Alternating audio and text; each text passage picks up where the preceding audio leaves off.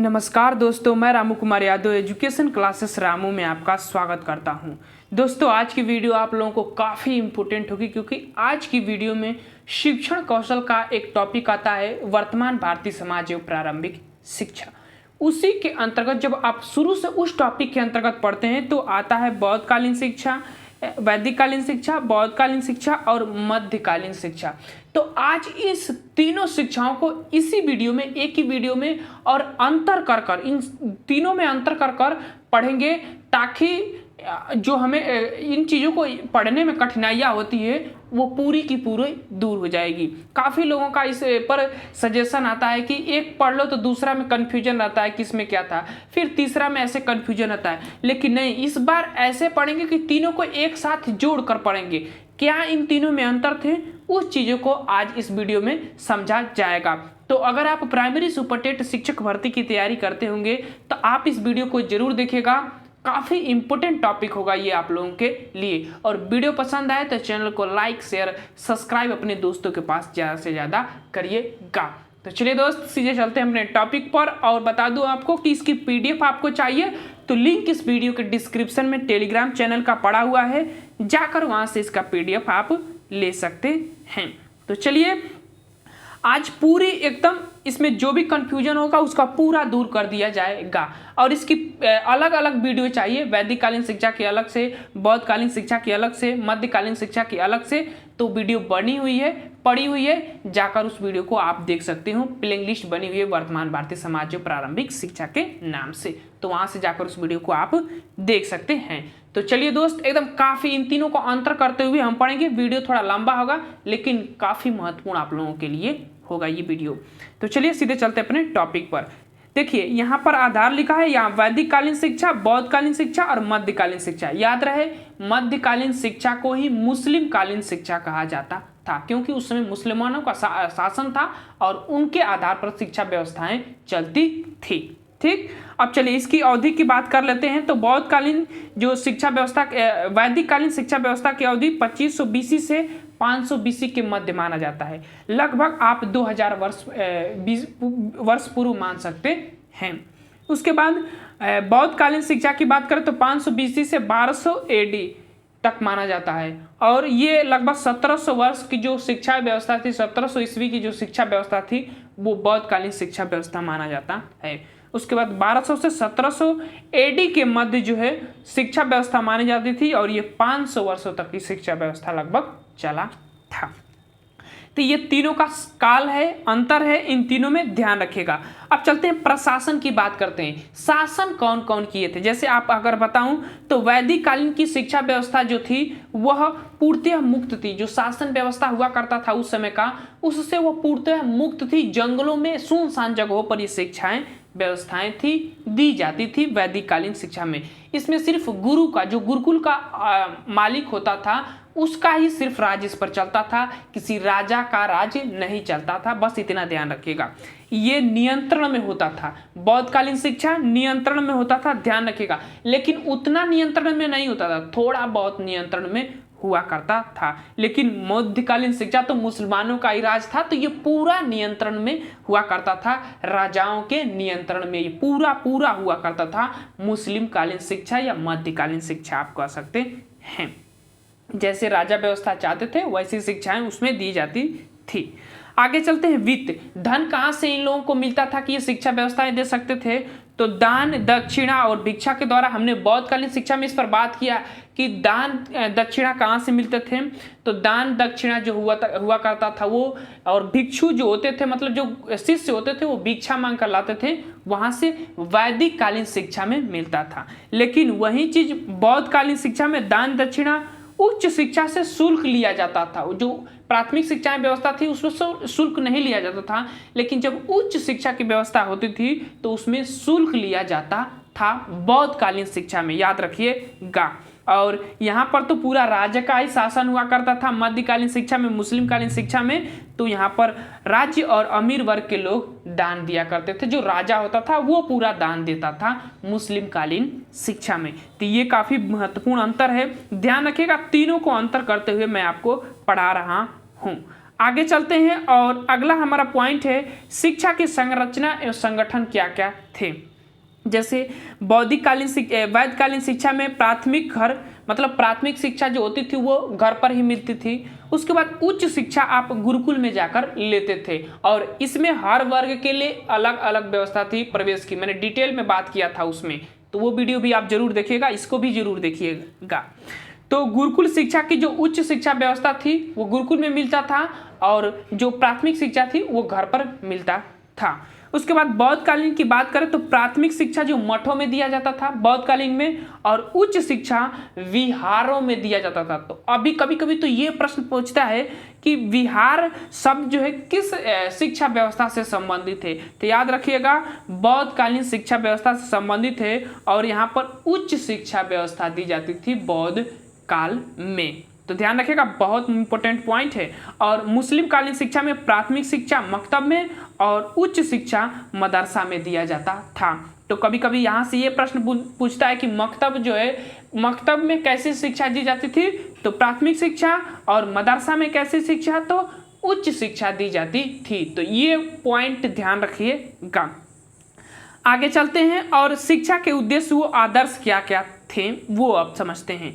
देखिए वैदिक कालीन शिक्षा का उद्देश्य था कि मोक्ष की प्राप्ति करना, लेकिन बौद्धकालीन शिक्षा का क्या था, निर्वाण की प्राप्ति करना हुआ करता था बौद्धकालीन शिक्षा में। और मध्यकालीन शिक्षा में क्या था, तो ज्ञान की प्राप्ति था।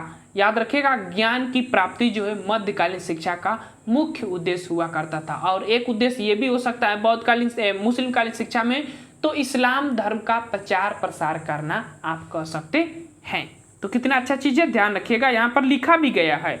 आगे चलते हैं और आगे लिखा है कि सार्वजनिक विकास करना, चरित्र का निर्माण करना, ईश्वरीय शक्ति और ब्रह्मचर्य का पालन करना और संस्कृत का शिक्षण संरक्षण करना, ये वैदिक कालीन शिक्षा के मुख्य उद्देश्य थे।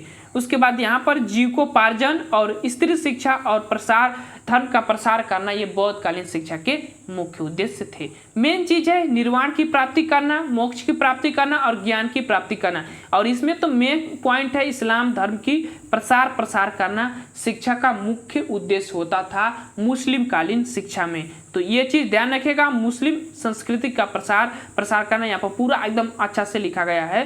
तो ये चीज ध्यान रखिएगा। कभी कभी पूछता है ये कि वैदिक कालीन शिक्षा के मुख्य उद्देश्य क्या थे, बौद्धकालीन शिक्षा के मुख्य उद्देश्य क्या थे, मुस्लिम कालीन शिक्षा के मुख्य उद्देश्य क्या थे। तो यही आपको विकल्प में देखने को मिलेगा, ये तीनों पॉइंट आपको विकल्प में देखने को मिलेगा। तो इंपॉर्टेंट पॉइंट है, ध्यान रखिएगा। आगे चलते हैं और अगला हमारा पॉइंट है, अब चलते हैं शिक्षा का माध्यम कैसा होता था। तो वैदिक कालीन में शिक्षा का माध्यम प्राथमिक स्तर पर सरल संस्कृत, उच्च स्तर पर विशुद्ध संस्कृत, जो शुद्ध हुआ करती थी संस्कृत पूरी की पूरी समझिए कि तत्सम रूप में होती थी, वो ज्ञान कराया जाता था। माध्यम होता था वैदिक कालीन शिक्षा में ज्ञान कराने का। वैदिक कालीन शिक्षा की बात कर रहा हूँ। उसके बाद बौद्धकालीन शिक्षा में पाली भाषा हुआ करती थी, पाली भाषा में शिक्षा प्राप्त किया जाता था। तो कभी कभी पूछता है कि किस काल में पाली भाषा का प्रयोग किया जाता था, तो बौद्ध काल में, ध्यान रखिएगा। और उसके बाद मध्यकाल में तो मुस्लिम जो है अरब के क्षेत्रों से आए हुए थे, तो उनकी अरबी और फारसी भाषाओं का प्रयोग कर शिक्षा प्राप्त करते थे, शिक्षा का माध्यम होता था। तो इतना चीज ध्यान रखिएगा, आप लोगों के लिए इम्पोर्टेंट है। अब चलते हैं आगे और अगला हमारा पॉइंट है शिक्षा प्राप्त की आयु। अब देखिए शिक्षा प्राप्त की आयु काफी इंपॉर्टेंट है, ध्यान रखिएगा। थोड़ा इधर को इसको छोटा कर देते हैं ताकि आपको ये भी दिखे वैदिक कालीन शिक्षा और बौद्धकालीन शिक्षा का नाम भी। अब देखिए यहाँ पर थोड़ी ध्यान से देखिएगा, शिक्षा प्राप्ति के आयु क्या थी। तो देखिए वैदिक कालीन शिक्षा में प्रवेश की आयु 8 से 12 वर्ष की होती थी और इसमें हर वर्ग को अलग अलग था वैदिक कालीन शिक्षा में प्रवेश लेने के लिए। जैसे अगर हम बात करें तो हर वर्ग के लिए अलग अलग था। तो ब्राह्मणों के लिए अलग हुआ था, क्षत्रियों के लिए अलग था और वैश्य के लिए अलग था। शूद्रों का वैदिक कालीन शिक्षा में कोई स्थान नहीं था शिक्षा व्यवस्था के लिए। तो ध्यान रखिएगा, तो इन चीज़ों का अलग अलग था। और देखिए पहली चीज़ ध्यान रखिएगा कि 8 वर्ष में ब्राह्मणों के लिए लिया जाता था, 10 वर्ष में जो है क्षत्रियों को लिया जाता था और 12 वर्ष में जो है ब्राह्मण क्षत्रिय वैश्य को लिया जाता था, क्षुद्र को शिक्षा की व्यवस्था नहीं थी। इस चीज़ को ध्यान रखिएगा। आगे चलते हैं और आगे है कि 8 वर्ष की प्रवेश। इन लोगों में ये नहीं था, किसी भेदभाव नहीं था बौद्धकालीन शिक्षा में, और 8 वर्ष में सभी को, मतलब जिनकी 8 वर्ष पूरी हो जाती थी उनको सभी को प्रवेश ले लिया जाता था। और मध्यकालीन शिक्षा में जो मुसलमानों की शिक्षा थी तो उसमें 4 वर्ष 4 माह दिन जब हो जाता था तब उनको एक संस्कार कराया जाता था जिसको बिस्मिल्लाह संस्कार, इसमें 8 वर्ष की उम्र में पवज्जा संस्कार जिसको उपसंपदा संस्कार भी आप कह सकते हैं, और उसके बाद उपनयन संस्कार इसमें हुआ करते थे और एक संपदा संस्कार इसमें हुआ करता था। तो इस चीज़ को ध्यान रखिएगा। हर वर्ग के लिए वैदिक कालीन शिक्षा में बस प्रवेश की आयु निर्धारित थी, लेकिन बाकी बौद्ध कालीन शिक्षा में सबको 8 वर्ष में प्रवेश लिया जाता था, और मुस्लिम कालीन शिक्षा में 4 वर्ष 4 माह के दिन में बिस्मिल्लाह संस्कार कराते हुए उनको ग्रहण कर लिया जाता था। तो ये चीज़ों को इम्पोर्टेंट है, आप लोग इन चीज़ों को ध्यान रखिएगा। अब चलते हैं आगे, और आगे चलने के बाद हम देखेंगे अब ये चीज़ हो गया। अब चलते हैं आगे, देखिए यहाँ पर और भी कुछ इंपॉर्टेंट पॉइंट है उसको देखते हैं। जैसे देखिएगा गुरु शिष्य का संबंध की अगर बात करें तो वैदिक कालीन शिक्षा में पिता पुत्र के तुल्य समान होता था गुरु शिष्य का संबंध, और बौद्ध कालीन शिक्षा में भी वही चीज़ था, पिता पुत्र के समान। लेकिन मध्यकाल में क्या था, प्रारंभ में मधुर, बाद में पक्षपाती होने लगा। मतलब प्रारंभ में जो था इनका संबंध मधुर था, लेकिन बाद में पक्षपाती होने लगा, क्योंकि जब मुसलमानों का शासन था तो औरंगजेब का आप लोग नाम सुने होंगे, उन्होंने अपने गुरु को ही फांसी दे दिया था। इसी कारण इनका थोड़ा बहुत संबंध बाद में जाकर बिगड़ने लगा था मुस्लिम कालीन शिक्षा में, तो ध्यान रखिएगा। अगला पॉइंट शिक्षण विधियाँ। शिक्षण विधिया की बात करें तो वैदिक कालीन में अनुकरण द्वारा, आवृत्ति द्वारा कंठस्थ कराया जाता था। व्याख्यान, मनन, कंठन, प्रशंसन, अभ्यास, निधि, ध्यान और प्रश्नोत्तर, वाद विवाद, शास्त्र आदि के माध्यम में वैदिक कालीन शिक्षा में शिक्षा दी जाती थी। लेकिन वहीं थोड़ा बहुत बौद्ध कालीन शिक्षा में अंतर हो जाता है। अनुकरण, व्याख्यान, सम्मेलन, प्रदर्शन, प्रश्नोत्तर, स्वाध्यान, वाद विवाद, आदर्श और देशाटन, इस माध्यम से बौद्ध कालीन शिक्षा, यानी कि दोनों की शिक्षा व्यवस्थाएं वैसे ही थी। मतलब समझिए कि गुरु केंद्रित थी, शिक्षक केंद्रित थी शिक्षा व्यवस्था। आगे पॉइंट अनुकरण, अभ्यास, स्मरण विधि और भाषण, तर्क और प्रदर्शन विधि बौद्ध कालीन शिक्षा, मध्यकालीन शिक्षा की व्यवस्थाएं थी। तो इतना चीज इसमें ध्यान रखिएगा। अब चलते हैं आगे।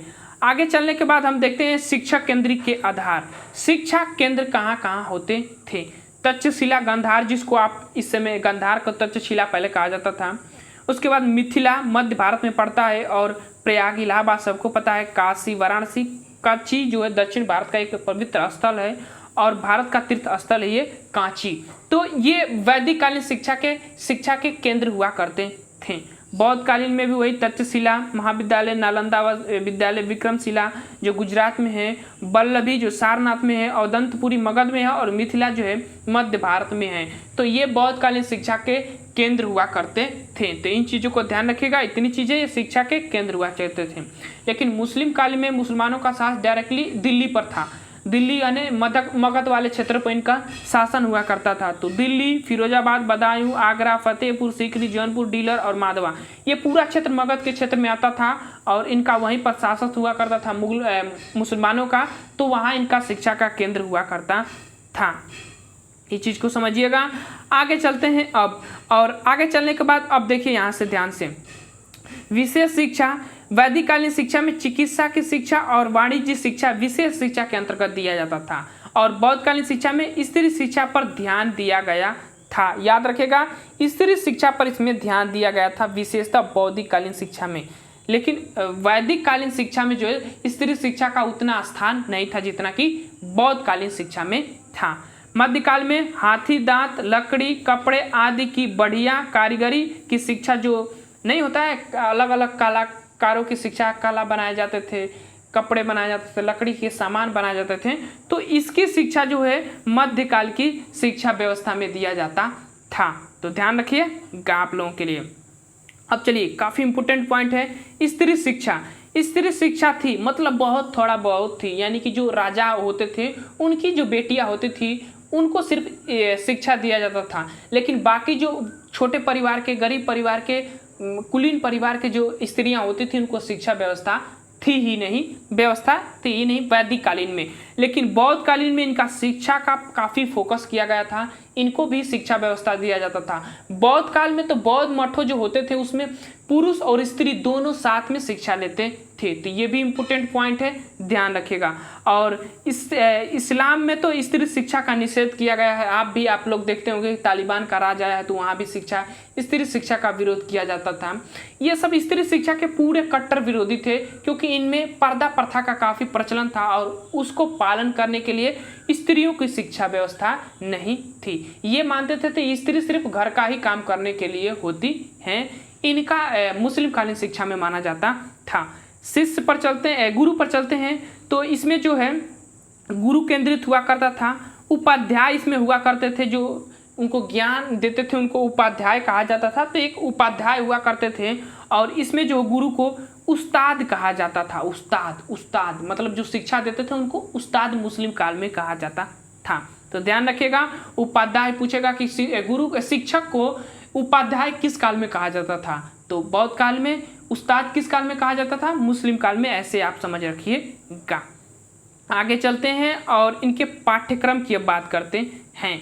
तो वैदिक कालीन में ऐतिहासिक कथाएं, पौराणिक आख्यान, छंद, शास्त्र, गणित, वेद, पुराण, परा अपरा और व्याकरण, देव या ब्राह्मण विद्या, नक्षत्र विद्या और आध्यात्मिक विद्या का ज्ञान जो है वैदिक काल में दिया जाता था। लेकिन वहीं बौद्ध काल में शब्द विद्या, शिल्प विद्या, चिकित्सा हेतु विद्या, आध्यात्मिक विद्या, खगोल विद्या, नक्षत्र विद्या, साहित्य, राजनीतिक, अर्थशास्त्र और नीति शास्त्र, यूनानी चिकित्सक, कला, कौशल और धार्मिक और भौतिक विद्या का ज्ञान दिया जाता था। तो इससे थोड़ा सा इसमें अंतर है। काफ़ी अच्छा ज्ञान बौद्धिक कालीन में वैदिककालीन शिक्षा से दिया जाता था। थोड़ा बहुत उच्च शिक्षा की तरह समझिएगा, ये सब ज्ञान दिया जा रहा है बौद्ध काल में।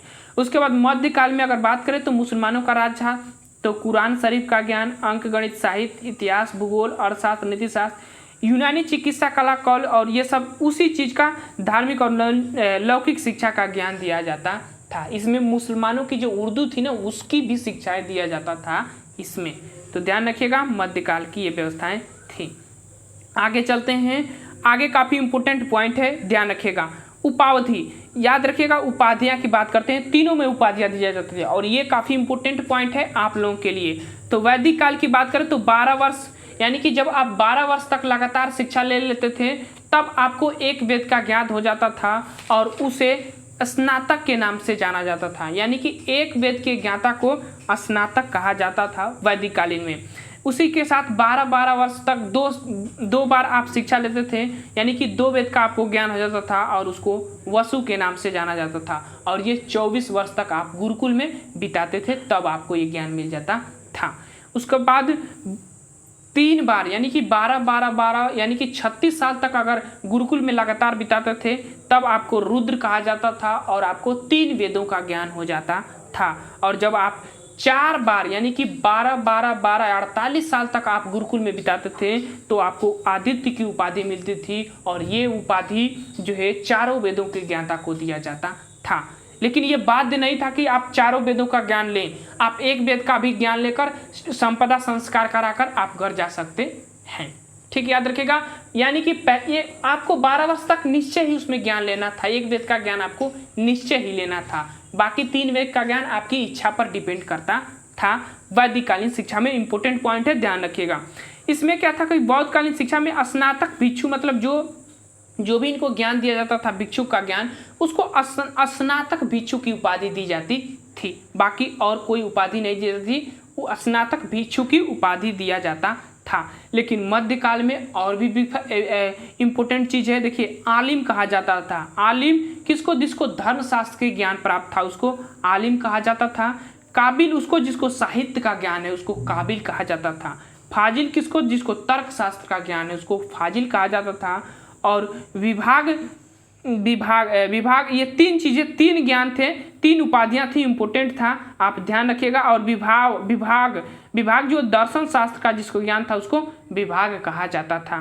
तो ये चीज़ को ध्यान रखिएगा, ये काफ़ी इंपॉर्टेंट है आप लोगों के लिए। पूछेगा कि धर्मशास्त्र के ज्ञाता को मुस्लिम काल में क्या कहा जाता था, तो आमिल कहा जाता था। साहित्य शास्त्र के ज्ञाता को मुस्लिम काल में क्या कहा जाता था, काबिल कहा जाता था।